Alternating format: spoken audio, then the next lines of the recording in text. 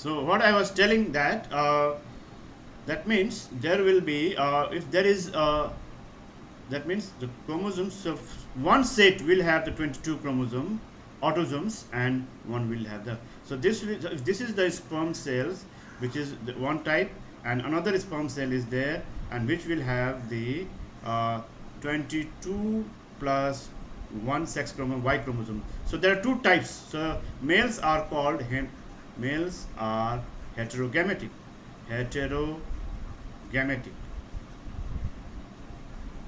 okay, and the females are, because female ovum egg cell will have 22 plus X, and another will also, all will have the 22 plus X only, okay. So that means uh, all the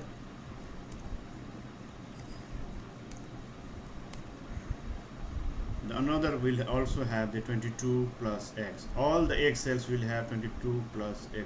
So females are 22 plus X. So females are homogamic, females are homogamic, okay. So that means we are saying that then if there is the fertilization, for example, if I say there is a fertilization, so gametes will have like this, we will see mm, sperm cells are there, okay, and here also sperm cells are there, okay, and this is the sperm cells with the X chromosome, and this will be the Y chromosome, and the ovum cells is here, that is with the X chromosome. So what will happen if this is going to fertilize this one? So this will be have X, then will be the female, and if this is going to fertilize with this, then this will have the XY, then it will be the male. So it will be the, here it will be the female girl, and it will be here, it will be the male, okay. So that makes sense. So this is how the sex is determined in human beings, okay. So this fertilization, okay, the meeting of the sperm cell with the egg cell, okay, which contain X or Y chromosome as a sex chromosome, it's totally by chance, okay. No parents, I mean the, whether it is the mother or the father have capability or power to produce like a boy or girl as per their wish. It's not possible at all, because it is the totally by chance and it is purely by luck, and the 100% it is a chance, because 50% of the sperm cells are having the X chromosome and 50% are having the Y chromosome. So which one is going to run, it completely depends on the chance, okay. So it is not in the hand of, or not in the wish or capability of the mother or any woman to produce a girl or a boy, okay. So that means it is the completely. Now this shows that the children will be 50% there's chance that the child will be the boy, and 50% chance is that the child will be girl, okay. So that means the boy or male is determined by the, because when they will inherit the Y chromosome from the father, okay. This is how the now sex is determined, okay. Now we'll come to the another topic, that is the evolution. The sex determination is finished, okay. Now we start with the evolution. Evolution.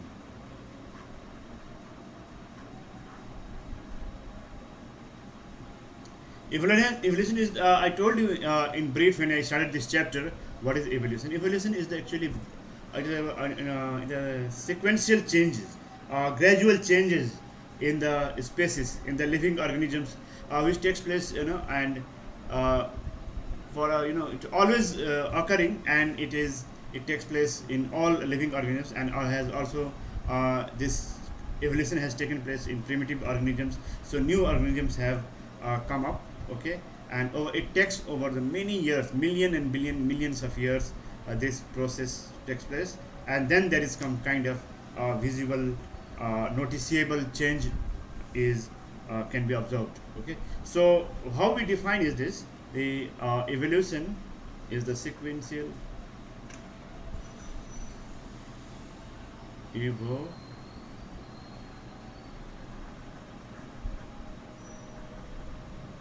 is the sequence of gradual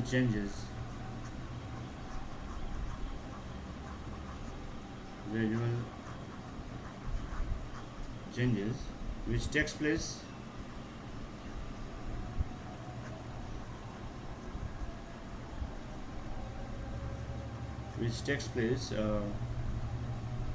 in the primitive organisms, or takes place in the organisms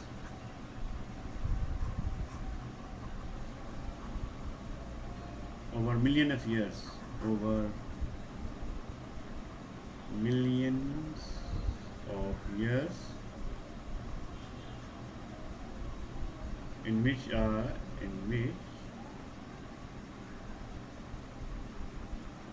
new species are formed, new species are produced, new species are produced. Okay, so it's a very slow process. It's not that I told you in the beginning of the classes or previous classes also, that from in the early morning 6 o'clock you'll sit down and you'll observe animal, okay, and changing, and by after 12 hours 6 p.m. in the evening you'll see some changes. It's not like this. It is a very very slow process. Even somebody who is having the age of 1000 years, okay, so and he is observing from the childhood, and till the age of the 1000 years also, it will not be observable, okay, it will not be noticeable change, okay. So it takes millions of years, and but this is going on, okay, and it's still going on, okay, but it's not noticeable because it takes a long time, and it's a very slow process, okay. So evolution, like when we studied about the when we were studying about the evolution, we started this chapter. I also told you that when I told you about the reproductive isolation, okay. So there is also important point that nature selects. Nature is selecting the species which are suitable for surviving, okay. If the animals or the plants which are not able to change or adapt themselves in a changing environment, then they are not able to survive, or they may be eliminated by nature. If they are changing, if they are adapted, and they are well established in the new environment, and they have some modifications in their body, and they have got some important changes and adaptation and acclimatization with the changing environment, then it will be beneficial, and the nature will select. So that is called the natural selection. So there are some other points also.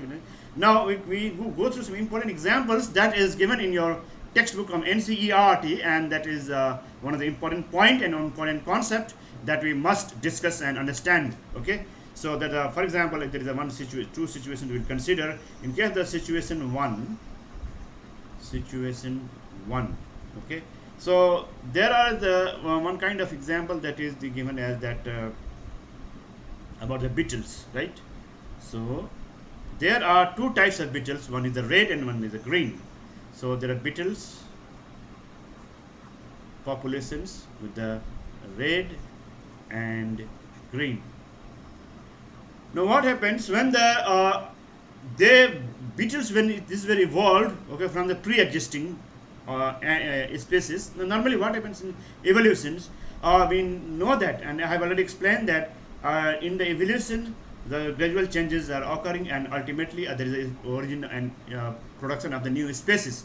So when this new species is formed, okay, for example the beetles, they are red in color, okay, and some are green in color.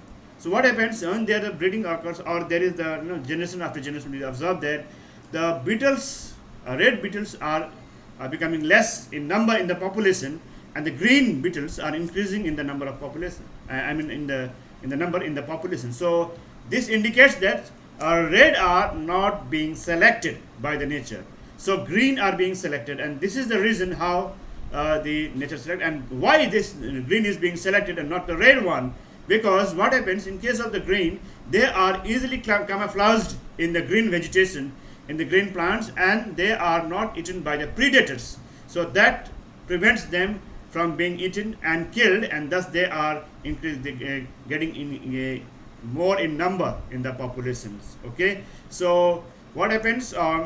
That means one beetle green. If there is only one beetle green and the progenies form the green. Okay, one beetle is green.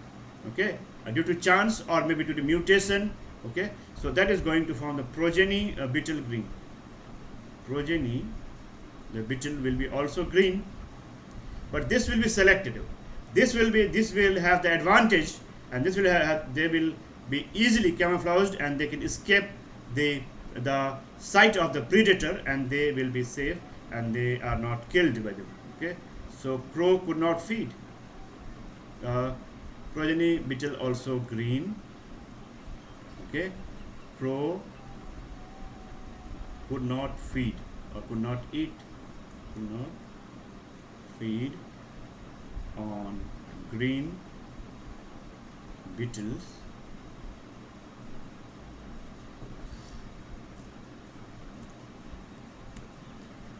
Could not feed on green beetles. Okay, as they got camouflaged, as they got camouflaged.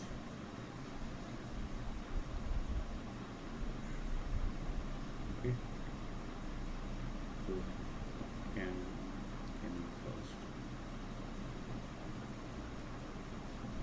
Okay, camouflaged. So what it means in the hide or they escape. So in green bushes, in green bushes. Okay, so number of green beetles increases. Okay, whereas the red beetles, they are easily seen and observed, so that means they were eaten by the crow, and crow were easily could detect, and they could feed on the red beetles. So what conclusion do we get from this? There's conclusion that this is a process of a part example of evolution. Okay, green beetles got the survival advantage. Green beetles got the survival advantage, or they were naturally selected. So, or that means it means that, or they were naturally selected. So this is how nature selects. Okay, so as they were not visible in the green bushes, so this natural selection is exerted by crows, resulting in adaptation in the beetles to fit better in their environment. So this was induced, or you can say, it was exerted by the crow, because when the crow, they were feeding on these beetles, they could not find the green beetles, as they were able to hide, camouflage themselves in the green bushes. But whereas the red ones, they were easily observable, and they were eaten by the crows, and their population got very less, and ultimately they are eliminated from the environment. That is how the natural selection means nature is selecting, and in the environment, in the changing environment. Okay, and the different kinds of challenges, if they are adapted to and they are overcome the challenges. Okay, and if the organisms have got some modifications in their body, in the physiology, that confer some advantages to survive, then they are naturally selected. Okay, so now again we come to the situation 2. This was about the situation 1. So group of red and blue beetles. Now when you're talking about so reproduction in the group of red beetles causes the all beetles are red and one that is blue. So here in the situation 1, we studied that there is only one green, and from there we saw the number of the green beetles kept on increasing, and that was the advantage for the green beetles, because they were able to hide themselves in the green bushes. So in case of now we'll come to the situation 2, and this will be situation number 2. Okay, where we have got the red and blue, not green. Okay,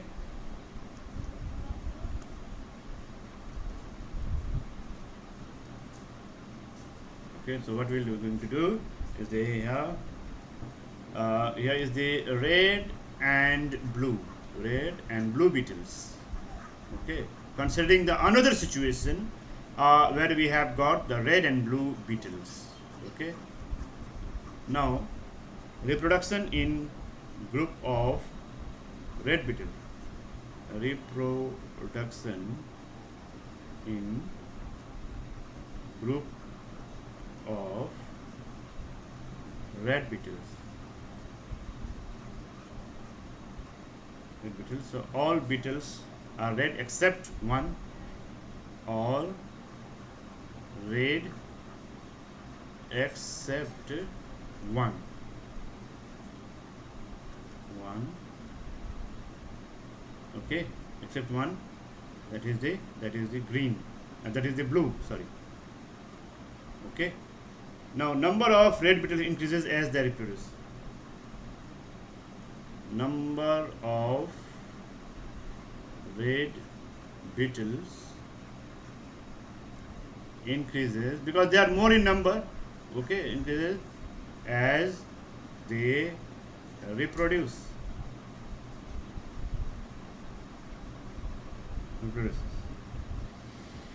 One blue beetle reproduces and number of blue beetles also increases. Okay, one blue beetles reproduces and number of blue beetles also increases. Blue beetles also increases. Okay. Now crow can see both red and blue, yeah, because it is not a grain. So crow is able to see both red and blue and can eat them. The crow can see both red and blue and eat them and can eat them and can eat them. Okay, number reduces but still red are more, beetles are more but blue ones are few. Okay, number reduces by predation of by the crow, reduces but still red, but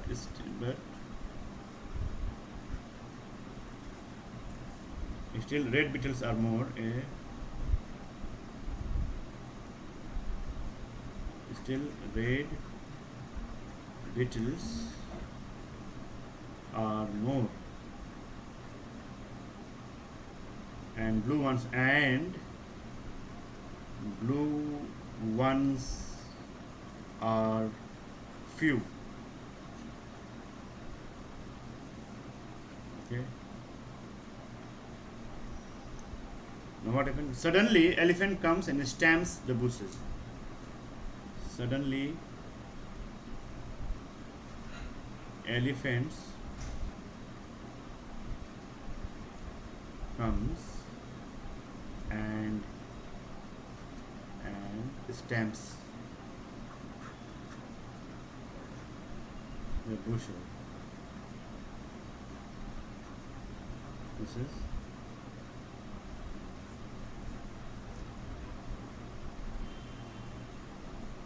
now beetles. Now beetles left are mostly blue.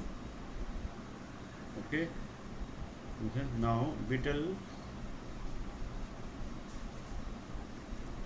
left are mostly blue. Now try to understand this point. Okay, what happened in the previous situation? It was green and red, so this was no confusion because the green is camouflaged with the green bushes, so there is no confusion here.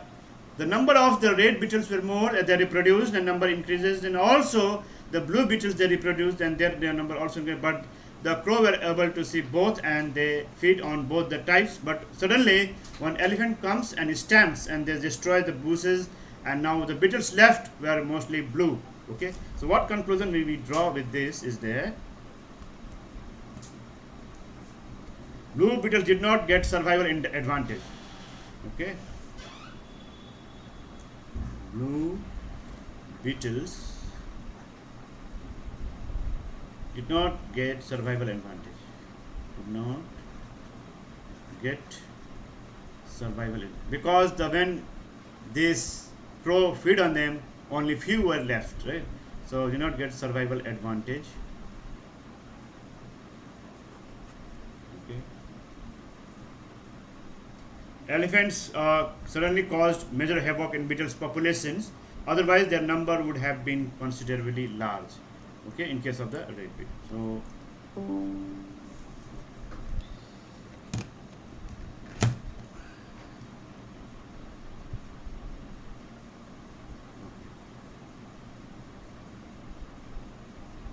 So from this we can conclude that accident can change the frequency of some genes even if they do not get survival advantage. This is called genetic drift. Some kind of accident. For example, you see that there is a kind of volcano eruption.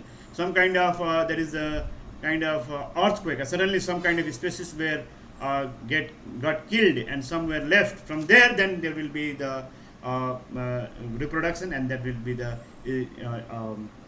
of generation after generation the evolution takes place. Okay, so that means it's not only the survival advantage. Sometimes this kind of accident also, like elephant caused a major havoc in the beetles population. Otherwise the number of red beetles would have been large in number, but since this due to this havoc, and since this elephant stamped on the bushes, and the number of the red beetles were very less and they got killed, but few the number of the beetles left were the blue, mostly blue. So that means they got the advantage because there is a luck and chance, and this is this kind of some accidental change that brings the some kind of change in the gene frequency, that is called genetic drift. So this is called the sudden change in the sudden change in gene frequency. Here you can see the gene which is responsible for producing the gene frequency is the called genetic drift. Genetic drift. Getting my point? That accident can change the frequency in some genes, and even if they do not get okay. So the point is that it is the not only the about the when it's normally going on generation by generation, there is no accident. There is a different case like we saw in the case number 1 or situation 1, but in case of situation 2 we saw that suddenly there is havoc and there kind of you know elimination of one particular kind of group of animal, I mean the individuals in the populations, and that were eliminated, they got killed, but some were left and that were of little different type, that they're blue in color. From there then will be the, so this kind of change in the frequency in the gene, that is called the genetic drift. Okay, so this was all about the evolution of the comparing with the two examples. Okay, so in the next class tomorrow we'll study about the other points, that is the fossil evidences of evolution and classification.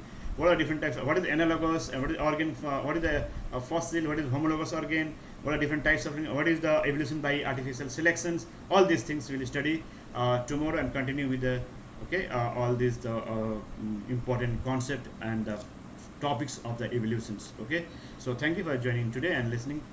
Tomorrow again we'll meet at the same time. Till then, goodbye. Take care.